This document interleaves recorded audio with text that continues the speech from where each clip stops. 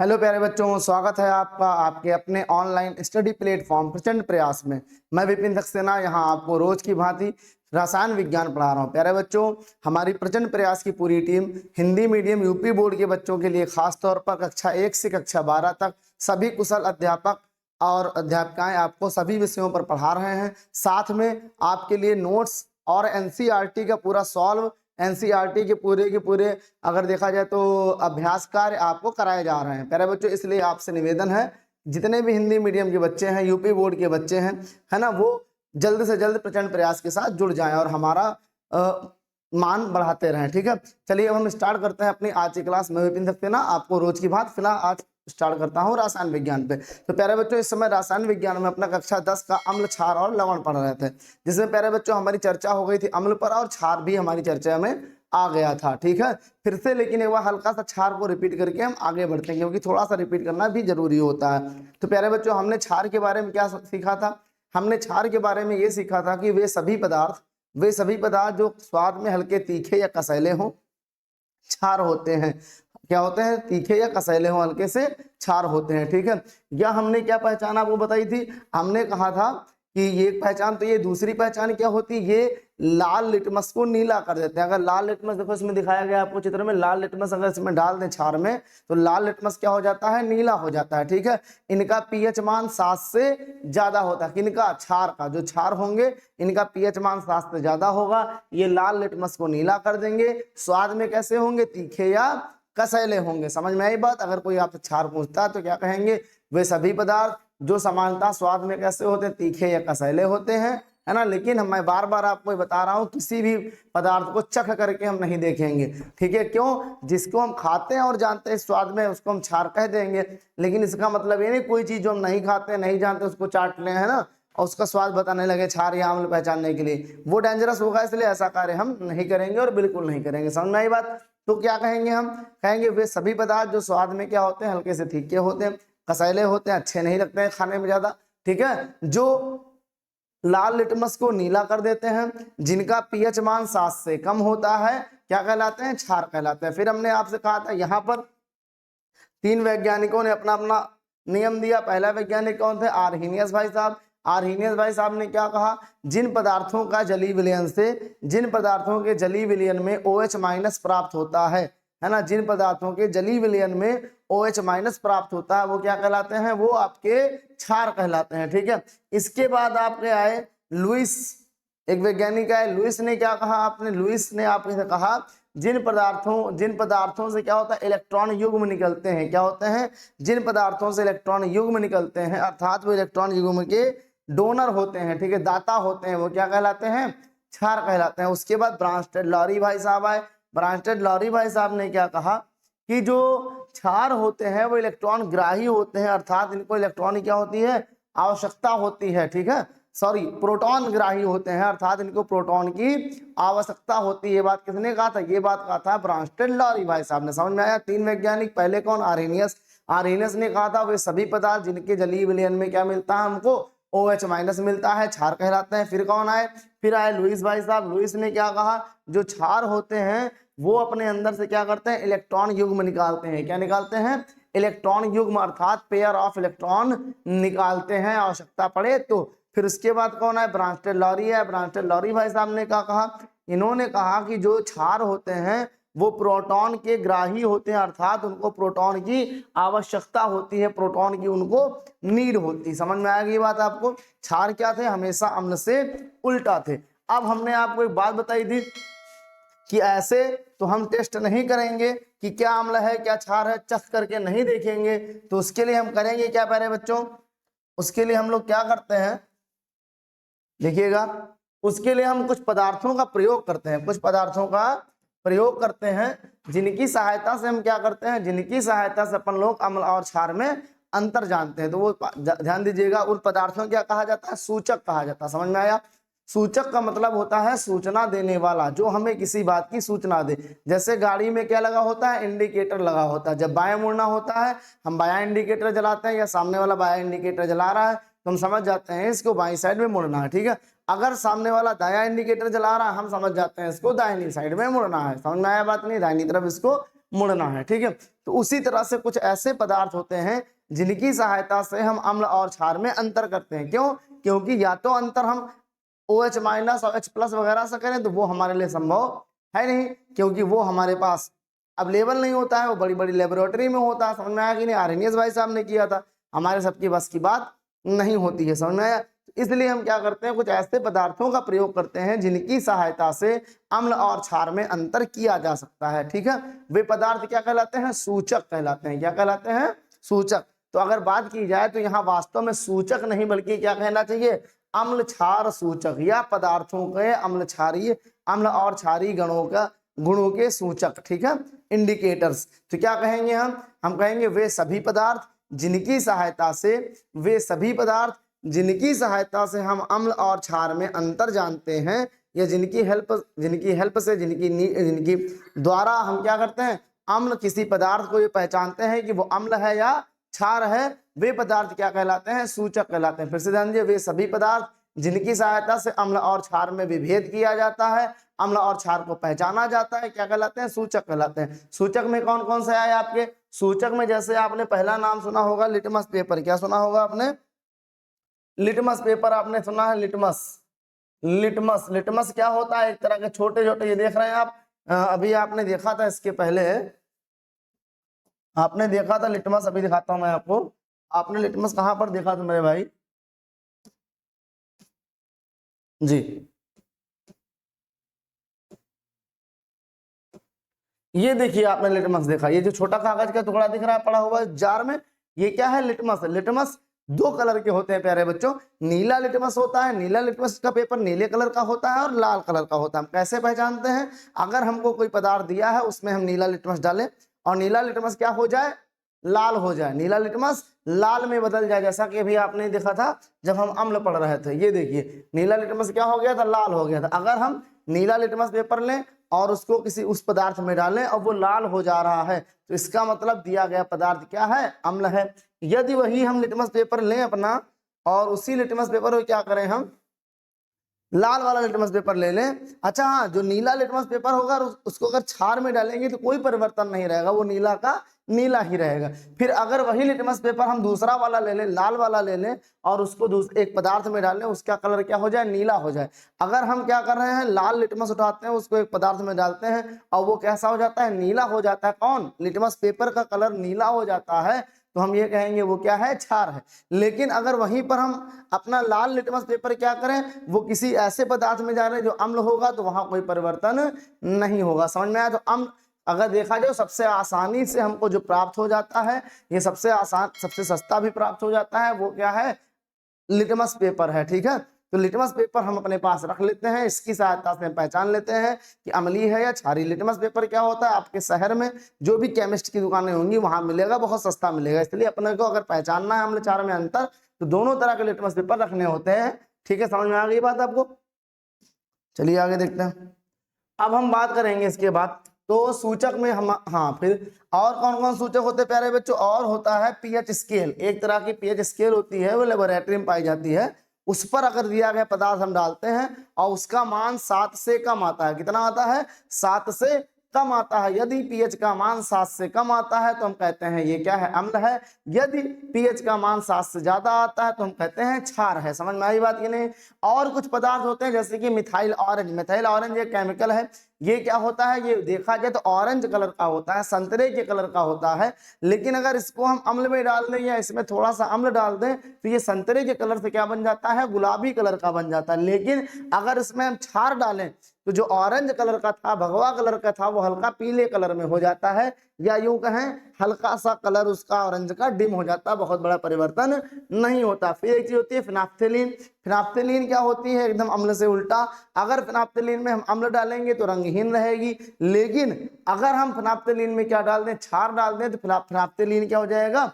गुलाबी हो जाएगा। अगर ये सब भी आप नहीं ले पाते हैं तो आपके घर में क्या होगा? हल्दी होगी जी। हल्दी या कुछ ऐसे फूल होते हैं जिनकी सहायता से अपने घर में भी किसी पदार्थ का अम्लीय या क्षारीय गुण पहचान सकते हैं। कैसे?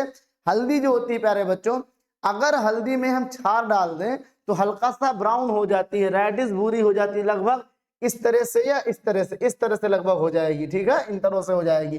तभी का आपने देखा होगा अगर आपके घर में कोई सफेद कपड़ा है, सफेद कपड़े में हल्दी का दाग लग गया और उसको ले जाते हैं आप डिटर्जेंट में डाल देते हैं, वॉशिंग पाउडर में डाल देते हैं, धोते हैं, तो होता क्या है, सफेद कपड़े में भूरे भूरे रंग का दाग पड़ जाता है, हल्का रेड हल्का रेडिश ब्राउन कलर का क्या होता है, दाग पड़ जाता है। क्यों? क्योंकि उसमें जो आपका डिटर्जेंट होता है, जो वॉशिंग पाउडर होता है, वो एक तरह क्या होता है, क्षार होता है। क्या होता है? क्षार होता है।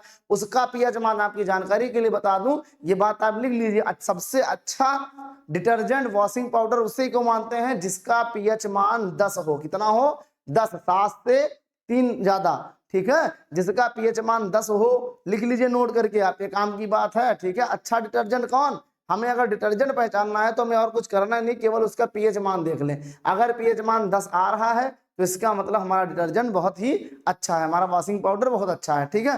तो अब क्या हम बता रहे थे, अगर अपना सफेद कलर का कोई भी कपड़ा जिसमें हल्दी लग गई हो, अगर हम डिटर्जेंट में डालते हैं, वॉशिंग पाउडर में डालते हैं, तो वॉशिंग पाउडर क्या होता है प्यारे बच्चों? क्षार होता है, पीएच मान 10 होता है इसका, ठीक है। तो ये क्या हो जाएगा, जो हल्दी का दाग होगा वो रेडिश ब्राउन हल्का सा लाल लाल भूरा भूरा सा हो जाएगा, ठीक है, टी शर्ट हमारी खराब हो जाएगी। लेकिन अगर हल्दी में हम क्या करें, अम्ल डाल दें, अगर हल्दी में हम अम्ल डाल दें या हल्दी के कलर कहीं पर लगा वहां अम्ल डाल दें, तो कोई परिवर्तन नहीं होगा। होगा क्या, जो हल्दी का कलर डार्क था वो थोड़ा सा हल्का पड़ जाएगा, थोड़ा सा कम पड़ जाएगा। समझ में आ रही बात कि नहीं आ रही? चलिए, इसीलिए आप लोग देखते होंगे जो आपके साबुन वगैरह के ऐड आते हैं उसमें कहते हैं विम अच्छी बड़ी से बड़ी चिकनाई को छुड़ा दे, तगड़ी से तगड़ी चिकनाई को छुड़ा दो, कहते हैं नींबू से बना हुआ। अरे बच्चों, नींबू का वहां कोई लेना देना नहीं होता। होता क्या है, थोड़ा सा एसिड पड़ा होता है उसमें, एसिड अर्थात अम्ल पड़ा होता है। अम्ल क्या करता है, हल्दी के दाग को भी छुड़ा देता है कम। लेकिन अगर हल्का दाग है तो ज्यादा, अब बर्तन में कोई बहुत ज्यादा दाग पड़ता नहीं है, ठीक है। तो ये ना सोचिएगा सफेद शर्ट में हल्दी लग गई, हल्दी के दाग लग गया, ले जाके अम्ल डाल दो, कोई खतरनाक अम्ल डाल दो कि कपड़ा जल जाएगा, खराब हो जाएगा। समझ में आ रही बात नहीं आ रही? इस चीज का आप जरूर ध्यान दीजिए, ठीक है। चलिए, तो ये बात समझ में आई सूचक आपके। तो हम यह कह रहे हैं कि वे सभी पदार्थ जिनकी सहायता से हम अम्ल और क्षार में क्या करते हैं, अंतर जानते हैं, अम्ल और क्षार में विभेद करते हैं, वो क्या कहलाते हैं, वो आपके अम्ल कहलाते हैं। क्लियर? क्लियर हो गई बात? चलिए, अम्ल के बाद अब हम जो जो जिनकी सहायता से हम अम्ल और क्षार में अंतर प्रदान करते हैं, जान पाते हैं, वो क्या कहलाते हैं, सूचक कहलाते हैं। क्या कहलाते हैं? सूचक। वे सभी पदार्थ जिनकी सहायता से अम्ल और क्षार में विभेद किया जाता है, अम्ल और क्षार में अंतर किया जाता है, या अम्ल और क्षार पहचाना जाता है, वो क्या कहलाते हैं, सूचक अर्थात इंडिकेटर्स कहलाते हैं, ठीक है। अब अगली जो हमारी बात आती है, इंडिकेटर्स के बाद जो हम अपनी बात आते हैं उस पर ध्यान दीजिए। हम अम्ल पढ़ चुके, क्षार पढ़ चुके, अब हमें पढ़ना क्या है, अब हमें पढ़ना है लवण। क्या पढ़ना है? लवण, ठीक है, ध्यान दीजिएगा। वैसे चलिए, लवण से पहले आपको एक बात और बता दूं, लवण से पहले एक बात बता दूं, जैसे आपने देखा पदार्थ आपके दो प्रकार के हुए, एक अम्लीय और एक क्षारीय, ठीक है। वैसे पदार्थ दो प्रकार और होते हैं, एक क्या होते हैं, उदासीन। क्या होते हैं? उदासीन। उदासीन का मतलब होता है वे सभी पदार्थ जिनमें ना तो अम्लीय गुण पाया जाए ना तो क्षारीय गुण पाया जाए, वो क्या कहलाते हैं, उदासीन पदार्थ कहलाते हैं। जैसे कि हम लोग नॉर्मल अगर सही शुद्ध जल है, अशुद्ध जल है, तो उदासीन होता है। उदासीन का गुण क्या होता है, उसमें चाहे नीला लिटमस डालो तब भी कोई परिवर्तन नहीं, लाल लिटमस डालो तब भी कोई परिवर्तन नहीं। उनका पीएच मान क्या होता है, 7 होता है। कितना पीएच मान होता है, 7 होता है। तो प्यारे बच्चों, हमने 3 मॉडल के पदार्थ जाने। पहला कौन सा, अम्लीय पदार्थ, अम्लीय पदार्थ बता दिया हमने आपको। फिर हमने जाना क्षारीय पदार्थ, क्षारीय पदार्थ मैंने आपको बताया। फिर दोनों में अंतर करने वाला कौन, सूचक, मैंने आपको बताया। अब तीसरा जो मॉडल आप में आ रहा है वो उदासीन पदार्थ। उदासीन पदार्थ का मतलब होता है वे सभी पदार्थ जिनमें ना तो अम्लीय गुण पाया जाए और ना तो क्षारीय गुण पाया जाए, जिनमें ना तो अम्लीय गुण पाया जाए ना तो क्षारीय गुण पाया जाए, अर्थात ना वो नीले लिटमस का कलर बदले ना तो लाल लिटमस का कलर बदले, ठीक है। और उनका पीएच मान कितना हो, ध्यान दीजिएगा। उदासीन कोई भी पदार्थ है, अगर कोई भी पदार्थ उदासीन है तो उसका पीएच मान कितना होता है, 7 होता है। कितना होता है पीएच मान, 7 होता है। जैसे कि शुद्ध जल, अगर शुद्ध जल हम बात करें, डिस्टिल्ड वाटर की बात करें, प्योर वाटर की बात करें, तो उसका पीएच मान कितना होता है, 7 होता है। समझ में आई बात आपको? उदासीन पदार्थ समझ में आए। अब कुछ पदार्थ आते हैं उभयधर्मी। उभयधर्मी का मतलब होता है बीच वाले। उभयधर्मी का मतलब अगर हम जानना चाहें तो हम कह सकते हैं बीच वाले। तो कुछ ऐसे पदार्थ भी हमारे आसपास होते हैं प्यारे बच्चों, कुछ ऐसे पदार्थ भी होते हैं जिनमें अम्लीय गुण भी होता है और क्षारीय गुण भी होता है। अब लो, एक और समस्या है, कुछ ऐसे पदार्थ हमारे आसपास होते हैं जिनमें थोड़ा थोड़ा अम्लीय गुण भी होता है, थोड़ा थोड़ा क्षारीय गुण भी होता है, वो क्या कहलाते हैं? वे पदार्थ उभयधर्मी पदार्थ कहलाते हैं। समझ में आया कि नहीं आया? तो कितने प्रकार के? अम्लीय पदार्थ, क्षारीय पदार्थ, उदासीन पदार्थ। अम्लीय पदार्थ जिनका पीएच मान 7 से कम, नीले लिटमस को लाल कर दे, ठीक है। क्षारीय पदार्थ जिनका पीएच मान 7 से ज्यादा, लाल लिटमस को नीला कर दे, ठीक है। उदासीन पदार्थ जिनका पीएच मान 7, नीले और लाल लिटमस में कोई प्रभाव ना पड़े, ठीक है, वो कैसे होते हैं? उदासीन होते हैं, न्यूट्रल कहते हैं इंग्लिश में। क्या कहते हैं? न्यूट्रल कंपाउंड्स बोलते हैं, ठीक है। फिर आते हैं उभयधर्मी पदार्थ, वे पदार्थ जिनमें अम्ल और क्षार दोनों के गुण पाए जाते हैं, उभयधर्मी पदार्थ कहलाते हैं, ठीक है। सूचक जिनकी सहायता से अम्ल और क्षार में अंतर जाना जाता है, वो क्या होते हैं? सूचक होते हैं। अब इन सब के बाद हमारी जो अपनी गाड़ी अब बढ़ रही है प्यारे बच्चों, वो हमारी अपनी गाड़ी अब बढ़ेगी आकर के किधर? अम्ल क्षार के बाद हम बढ़ जाएंगे किधर? लवण की ओर। किधर बढ़ जाएंगे? लवण की ओर। तो लवण क्या होते हैं प्यारे बच्चों, जरा जानते हैं हम लोग। देखिए ये जानते हैं कि लवण क्या होते हैं जी। लवण बात करते हैं और न्यूट्रलाइजेशन रिएक्शन अर्थात उदासीनीकरण अभिक्रिया पर बात करते हैं, ठीक है। तो लवण और उदासीनीकरण अभिक्रिया का बहुत ही अच्छा संबंध है, इसलिए दोनों को एक साथ लिखा गया। अब क्या आता है प्यारे बच्चों? लवण।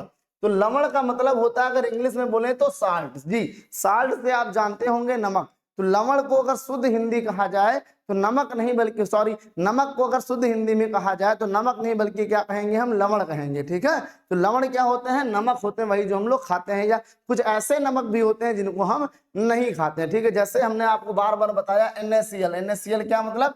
Sodium chloride. सोडियम क्लोराइड क्या होता है प्यारे बच्चों? ये होता है सोडियम क्लोराइड। सोडियम क्लोराइड का मतलब होता है NaCl, और ये क्या है? साधारण नमक है। क्या है? साधारण नमक है, ठीक है। अब प्यारे बच्चों बात आती है साधारण नमक होता क्या है। तो प्यारे बच्चों जब हम अम्ल और क्षार की अभिक्रिया कराते हैं, किसकी कराते हैं? अम्ल और क्षार की अभिक्रिया कराते हैं, तो जो पदार्थ बन के आता है उसे हम क्या कहते हैं? लवण कहते हैं, अर्थात नमक कहते हैं। समझ में आ रही बात? आपको नहीं आ रही?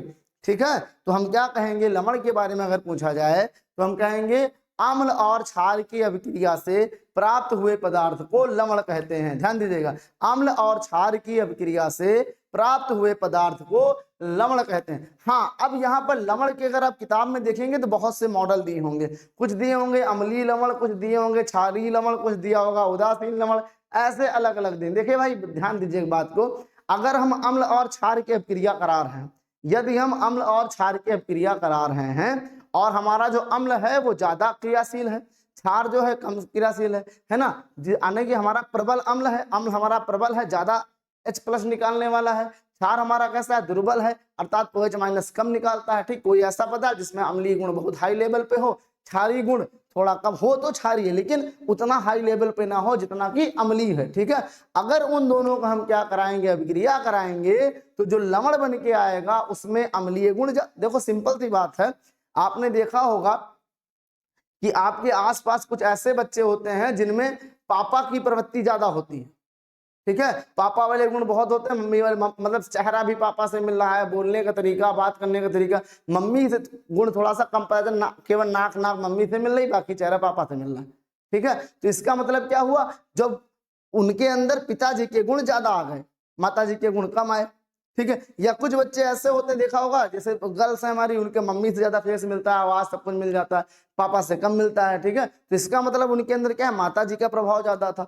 तो वैसे ही प्यारे बच्चों क्या होता है, अगर हम अम्ल और क्षार की अभिक्रिया करा रहे हैं, अम्ल हमारा प्रबल है अर्थात दमदार अम्ल है, और क्षार हमारा कैसा है? दुर्बल अर्थात कमजोर वाला क्षार है, और उनसे हम क्या कराएं? अभिक्रिया कराएं, तो होगा क्या प्यारे बच्चों? बनकर आएगा लवण, लेकिन उस लवण में जो है अम्ल की ताकत ज्यादा होगी, क्षार की ताकत कम होगी, तो उसको हम बोलेंगे अम्लीय लवण। या हम ये कह सकते हैं ऐसे लवण जिनमें अम्ल की प्रवृत्ति ज्यादा होती है या अम्ल का प्रभाव ज्यादा होता है, क्या कहलाते हैं? अम्लीय लवण कहलाते। अब आई क्षारीय लवण। तो प्यारे बच्चों अगर हम अम्ल और क्षार का अभिक्रिया कराएं और ऐसे अभिक्रिया कराएं जिसमें अम्ल आपका दुर्बल हो और क्षार आपका प्रबल हो, अर्थात हम कह सकते हैं किसी दुर्बल अम्ल की अभिक्रिया किसी प्रबल क्षार से कराने पर, ध्यान दीजिए, किसी दुर्बल अम्ल की अभिक्रिया किसी प्रबल क्षार से कराने पर जो पदार्थ बन के आता है उसे हम क्या कहते हैं? क्षारीय लवण कहते हैं, ठीक है।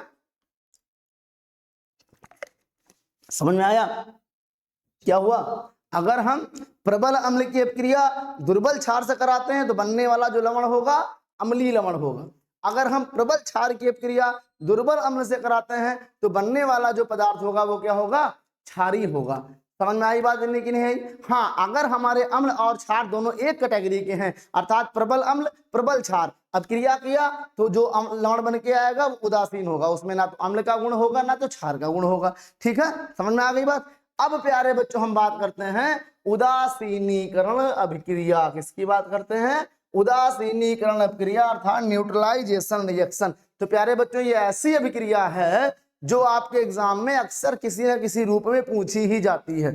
ठीक है, हर साल के पेपर में कभी कभी डायरेक्ट उदासीनीकरण अभिक्रिया, कभी कभी किसी एग्जाम्पल के रूप में। तो ये अभिक्रिया आप बिल्कुल नोट कर लीजिए, समझ लीजिए, बहुत आसान है, कुछ इसमें कठिन वगैरह है ही नहीं। तो क्या होता है जरा ध्यान दीजिएगा, उदासीनीकरण अभिक्रिया जिसको हम अंग्रेजी में न्यूट्रलाइजेशन रिएक्शन भी कहते हैं।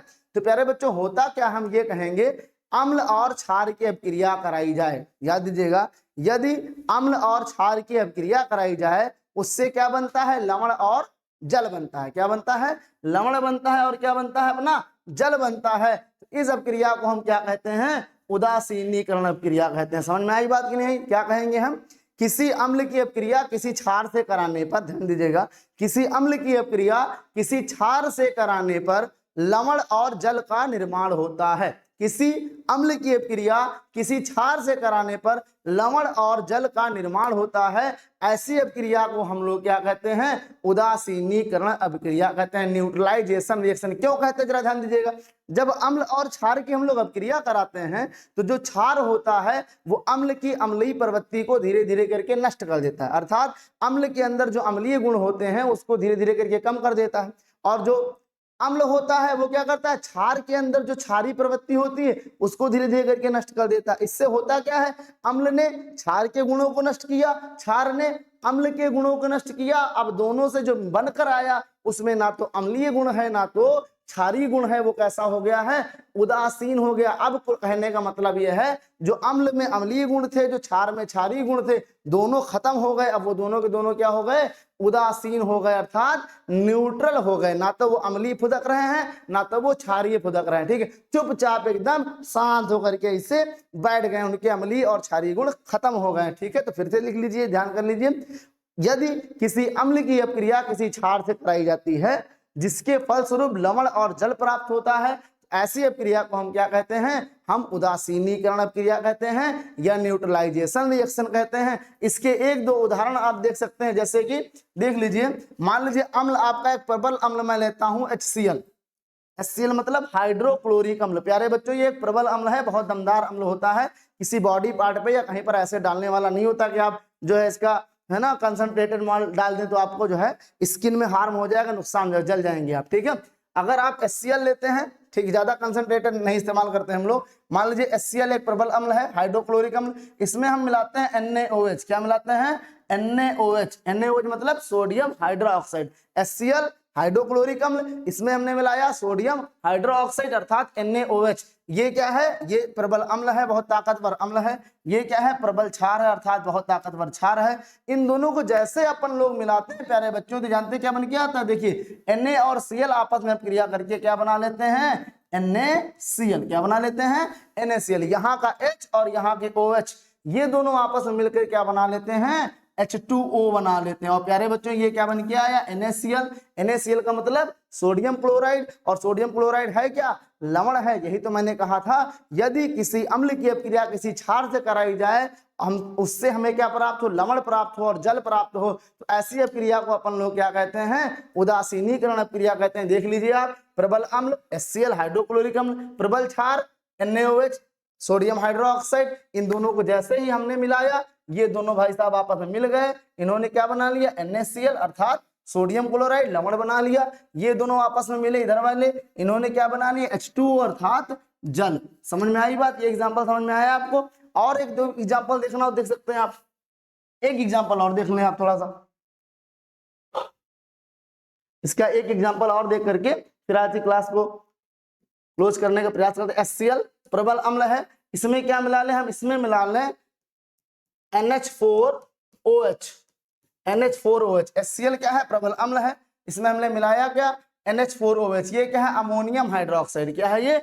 Ammonium hydroxide. ठीक है, अगर हमने हाइड्रोक्लोरिक अम्ल में क्या मिला लिया? अमोनियम हाइड्रोक्साइड मिला लिया, तो इससे क्या हुआ मेरे बच्चों? इससे हुआ क्या हमारे पास? इससे हमारे पास बन गया NH4Cl। क्या बन गया?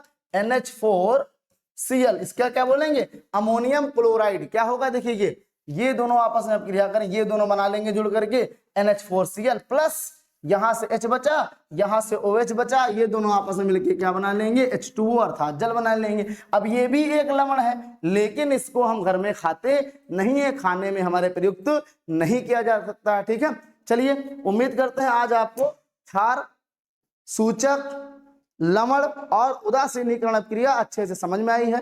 अगर अच्छे समझ में आई है तो वीडियो को लाइक करिए, शेयर करिए, चैनल को सब्सक्राइब नहीं किया सब्सक्राइब करिए, और प्रचंड प्रयास के साथ जल्द से जल्द जुड़ जाइए, क्योंकि प्रचंड प्रयास सभी हिंदी मीडियम यूपी बोर्ड के बच्चों के लिए कक्षा 1 से 12 तक सभी कुशल योग अध्यापकों की टीम के द्वारा, और पूरी की पूरी प्रचंड प्रयास की टीम कक्षा 1 से 12 तक सभी विषयों पर आपके लिए NCERT बेस्ड टोटल नोट्स, ठीक है, अर्थात हैंड रिटन नोट्स और सभी अभ्यास कार्य और पूरा का पूरा NCERT आपको पढ़ा कर दे रही है। इसलिए कोई भी छात्र छूटे ना, विलंब ना करे। आप सभी लोग जल्द से जल्द प्रचंड प्रयास के साथ जुड़ जाइए। आप स्वस्थ रहिए, मस्त रहिए। अपनी बात को मैं यही विराम देता हूं। जय हिंदी, जय हिंदुस्तान।